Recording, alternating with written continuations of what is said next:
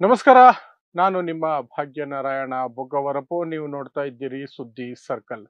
ಬಿಹಾರದಲ್ಲಿ ಚುನಾವಣಾ ಫಲಿತಾಂಶಗಳು ಪ್ರಕಟ ಆಗ್ತಾ ಇದೆ. ಸೊ ಅದರ ಅಪ್ಡೇಟ್ ಕೊಡುವಂತಹ ಪ್ರಯತ್ನವನ್ನು ಮಾಡ್ತಿದ್ದೀನಿ. ಈಗ ಸಮಯ, ಈ ಅಪ್ಡೇಟ್ ಕೊಡುವ ಹೊತ್ತಿಗೆ ಸಮಯ ಮಧ್ಯಾಹ್ನ 12:45. ಸೊ ಇಷ್ಟೊತ್ತಿಗೆ ಏನಾಗಿದೆ, ಯಾಕೆ ಇಷ್ಟೊತ್ತು ಕೊಡ್ತಾ ಇದ್ದೀನಿ ಅಂದ್ರೆ ಸ್ಪಷ್ಟವಾಗಿ ಒಂದು ದಿಕ್ಕು ಗೊತ್ತಾಗ್ಬಿಡುತ್ತೆ ಯಾವ ಕಡೆ ಚುನಾವಣಾ ಫಲಿತಾಂಶಗಳು ಹೋಗ್ತಿದೆ ಅಂತ. ಈಗ ಬರ್ತಿರುವಂತಹ ನಂಬರ್ಗಳನ್ನ ನೋಡಿದಾಗ ಇದು ಸ್ಪಷ್ಟವಾಗಿ ಸ್ವೀಪ್ ಅಂತಲೇ ಹೇಳಬೇಕು. NDA ಸ್ವೀಪ್ ಮಾಡ್ತಾ ಇದೆ ಅಕ್ರಾಸ್ ದಿ ಬಿಹಾರ್.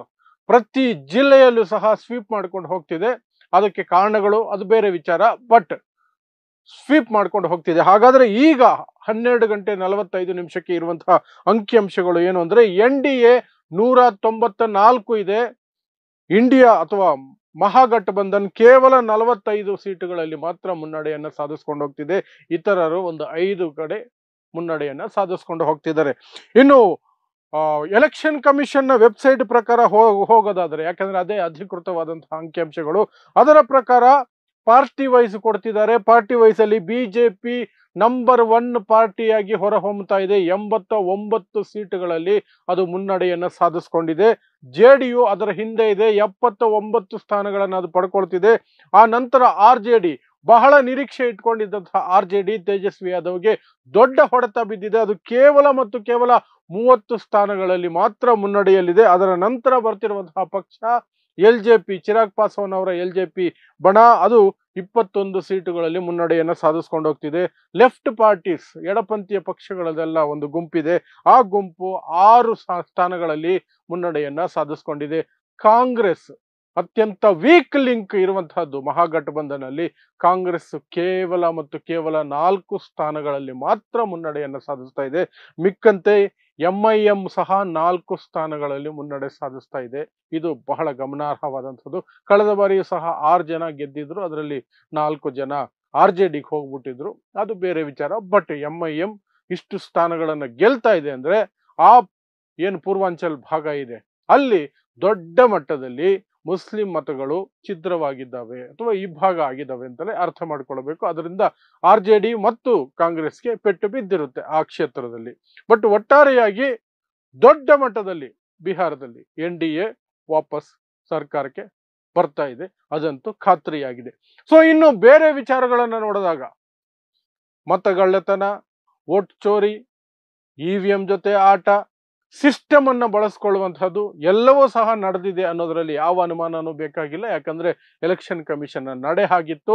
ಮೊನ್ನೆ ರಾತ್ರಿ ಎಲ್ಲ ನಡೆದಂತಹ ಕೆಲವು ಘಟನೆಗಳು, ಸ್ಟ್ರಾಂಗ್ ರೂಮ್ ಬಳಿ ನಡೆದಂತಹ ಘಟನೆಗಳು ನಾವು ಕೂಡ ಸಾಕಷ್ಟು ವರದಿ ಮಾಡಿದ್ವಿ. ಯಾವುದ್ಯಾವುದೋ ಟ್ರಕ್ಗಳು ಬರ್ತವೆ, ಯಾವುದ್ಯಾವುದೋ ಟ್ರಕ್ಗಳು ಹೋಗ್ತವೆ, CCTVಗಳು ಇದ್ದಕ್ಕಿದ್ದ ಹಾಗೆ ಬಂದ್ ಆಗ್ತವೆ. ಇಂತಹದೆಲ್ಲ ಸಾಸಾರಾಮ್ ಅನ್ನುವಂತಹ ಜಿಲ್ಲೆಯಲ್ಲಿ ದೊಡ್ಡ ಮಟ್ಟದಲ್ಲಿ ನಡೆದಿತ್ತು.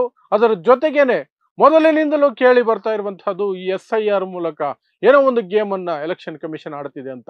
ಈ ಎಲೆಕ್ಷನ್ ಕಮಿಷನ್ ಗೇಮ್ ಒಂದು ಕಡೆಗೆ ಇಟ್ಕೊಂಡು ಇಡೀ ಸಿಸ್ಟಮ್ ಅನ್ನ ಗವರ್ನಮೆಂಟ್, ಬಿಜೆಪಿ ಅಥವಾ NDA ಸರ್ಕಾರ ಏನಿದೆ ಬಿಹಾರದಲ್ಲಿ, ಅದು ಮಹಿಳಾ ಸಂಘಗಳನ್ನ ಬಳಸ್ಕೊಂಡು ಮತ್ತೆ ಒಂದಷ್ಟು ಸರ್ಕಾರಿ ಅಧಿಕಾರಿಗಳನ್ನ ಬಳಸ್ಕೊಂಡು ಏನೇನು ಮಾಡಬೇಕು ಅದೆಲ್ಲ ಮಾಡಿದೆ. ಜೊತೆಗೆ ಅತ್ಯಂತ ದೊಡ್ಡ ಫ್ಯಾಕ್ಟರ್ ಆಗಿ ಮಹಿಳೆಯರ ಖಾತೆಗೆ ಚುನಾವಣೆ ನಡೆಯುವ ಸಂದರ್ಭದಲ್ಲಿಯೂ ಸಹ 10,000 ರೂಪಾಯಿಗಳನ್ನ ಹಾಕಿರೋದು. ಇದೆಲ್ಲವೂ ಫ್ಯಾಕ್ಟರ್ಗಳು ಸಿಸ್ಟಮ್ ಅನ್ನ ಬಳಸ್ಕೊಂಡಿದ್ದ ರೀತಿಯಲ್ಲಿ ಬರುತ್ತೆ. ಆ ಸಿಸ್ಟಮ್ ಅನ್ನ ಬಳಸ್ಕೊಂಡಿದ್ದರಿಂದಲೇ ಇವ್ರಿಗೆ ಇಷ್ಟು ದೊಡ್ಡ ಮುನ್ನಡೆ ಬಂದಿದೆ ಅಂದ್ರೆ ಇಲ್ಲ ಅಂತ ನಾನು ಹೇಳ್ತೀನಿ. ಯಾಕೆಂದ್ರೆ ಇಲ್ಲಿ ಪರ್ಫಾರ್ಮೆನ್ಸ್ ಅನ್ನು ನೋಡಬೇಕಾಗತ್ತೆ. ಸಿಸ್ಟಮ್ ಅನ್ನ ನೀವು 10-20% ಗೋಲ್ಮಾಲ್ ಮಾಡೋದಕ್ಕೆ ಬಳಸ್ಕೊಳ್ಳಬಹುದೇ ಹೊರತು ಇಷ್ಟು ದೊಡ್ಡ ಅಂತರ ಬರಬೇಕು ಅಂದ್ರೆ ವಿಪಕ್ಷಗಳು, ಅದರಲ್ಲೂ ವಿಶೇಷವಾಗಿ RJD, ತೇಜಸ್ವಿ ಯಾದವ್ ಜನರನ್ನ ಇಂಪ್ರೆಸ್ ಮಾಡೋದ್ರಲ್ಲಿ ಸೋತಿದ್ದಾರೆ. ಮತ್ತು RJD ಯಥಾ ಪ್ರಕಾರ ನಾನು ಮತ್ತೆ ಹೇಳ್ತಿದ್ದೀನಿ, ಕಾಂಗ್ರೆಸ್ ಒಂದು ಕಾಲು ಮುರಿದಿರುವಂತಹ ಕುದುರೆ, ಅದನ್ನ ಜೊತೆಲಿ ಇಟ್ಕೊಂಡು ಹೋಗುವವರು ಮುಳುಗ್ತಾರೆ. ಉತ್ತರ ಪ್ರದೇಶದಲ್ಲಿ ಅಖಿಲೇಶ್ ಯಾದವ್ ಮುಳುಗಿರೋದು ಸಹ ಕಾಂಗ್ರೆಸ್ ಅನ್ನ ಜೊತೆಲಿ ಇಟ್ಕೊಂಡ ಕಾರಣಕ್ಕಾಗಿಯೇ. ಇಲ್ಲಿಯೂ ಸಹ ಇವರು ಮುಳುಗ್ತಿರುವಂತಹದ್ದು ಬಿಹಾರದಲ್ಲಿ RJD ಕಾಂಗ್ರೆಸ್ ಕಾರಣಕ್ಕೇನೆ. ಕಾಂಗ್ರೆಸ್ ಇಲ್ಲದೆ ಚುನಾವಣೆಗೆ ಹೋಗಿದ್ರೆ, ಕಾಂಗ್ರೆಸ್ ಜೊತೆ ಮೈತ್ರಿ ಇಲ್ಲದೆ ಚುನಾವಣೆಗೆ ಹೋಗಿದ್ರೆ ಇದಕ್ಕಿಂತ ಬೆಟರ್ ಪರ್ಫಾರ್ಮೆನ್ಸ್ ಅನ್ನ RJD ಖಂಡಿತ ಕೊಡಬಹುದಾಗಿತ್ತು. ಮುಂದಿನ ದಿನಗಳಲ್ಲಿ ಇದು ದೊಡ್ಡ ಫ್ಯಾಕ್ಟರ್ ಆಗುತ್ತೆ. ಉತ್ತರ ಪ್ರದೇಶ ಚುನಾವಣೆ ಇದೆ ಮುಂದಿನ ವರ್ಷ 27ಕ್ಕೆ.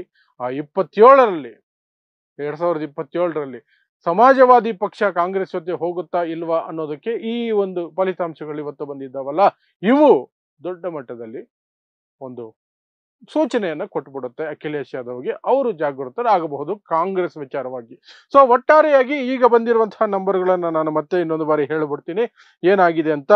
NDA 195 ಸ್ಥಾನಗಳಲ್ಲಿ ಮುನ್ನಡೆಯನ್ನ ಕಾಯ್ದುಕೊಂಡಿದೆ. ಮಹಾಗಠಬಂಧನ್ 42 ಸ್ಥಾನಗಳಲ್ಲಿ ಮುನ್ನಡೆಯನ್ನ ಕಾಯ್ದುಕೊಂಡಿದೆ. ಇದಿಷ್ಟು 12 ಗಂಟೆ 45 ನಿಮಿಷಕ್ಕೆ ನಾನು ನಿಮಗೆ ಕೊಡ್ತಿರುವಂತಹ ಒಂದು ಅಪ್ಡೇಟ್. ಸೊ ಮುಂದಿನ ಗಂಟೆ ಒಂದೂವರೆ ಗಂಟೆಯಲ್ಲಿ ಮತ್ತೆ ಇನ್ನೊಂದು ಅಪ್ಡೇಟ್ ಅನ್ನು ಕೊಡುವಂತಹ ಪ್ರಯತ್ನ ಮಾಡ್ತೀನಿ. ಆ ನಂತರ ಸಂಜೆಗೆ ಒಟ್ಟಾರೆಯಾಗಿ ಏನಾಯ್ತು, ಇಡೀ ಫಲಿತಾಂಶಗಳು ಯಾವ ರೀತಿ ನೋಡಬಹುದು ಅನ್ನೋ ವಿಶ್ಲೇಷಣೆಯನ್ನು ಕೊಡುವಂತಹ ಪ್ರಯತ್ನವನ್ನು ಮಾಡ್ತೀವಿ. ಸೊ ಇಂತಹದೇ ವಿಶೇಷ ಸುದ್ದಿಗಳಿಗಾಗಿ ನೋಡ್ತಾ ಇರಿ ಸುದ್ದಿ ಸರ್ಕಲ್. ನಾನು ನಿಮ್ಮ ಭಾಗ್ಯನಾರಾಯಣ ಬೊಗವರಪೋ.